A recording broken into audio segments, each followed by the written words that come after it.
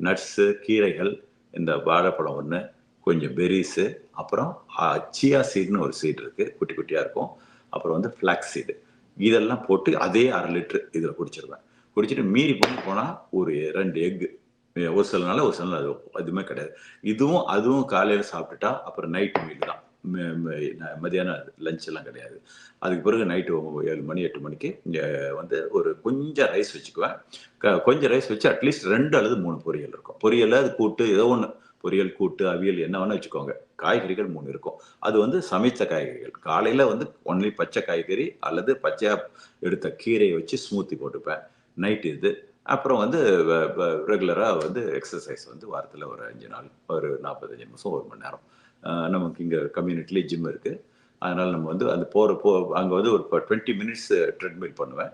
மீதி வந்து ஒரு 30 டூ 40 மினிட்ஸ். 1 மணி நேரத்துக்கு மேல பண்ண வேண்டிய அவசியம் கிடையாது.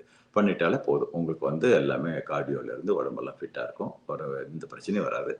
இந்த உணவு முறைய ஃபாலோ பண்ணா மட்டுமே போதும். அதே மாரி நான் ஜங்க் சாப்பிட மாட்டேன்னு சொல்ல மாட்டேன். சாப்பிடுவேன். என்னன்னா அது சாப்பிடாத அதுக்குன்னு இப்படியே 7 நாள் இருக்க முடியாது. அப்படி இருந்தா வாரத்துல 1 நாள் ஸ்க ஸ்க அ வந்து எனிதிங் ரெஸ்டாரண்ட்ல போனா ஐ டோன்ட் மைண்ட். அப்ப என்ன வேணா ஆர்டர் பண்ணி நமக்கு புடிச்சத சாப்பிட வேண்டியது தான். அது அன்னைக்கு நான் கவலைப்பட போறதில்ல.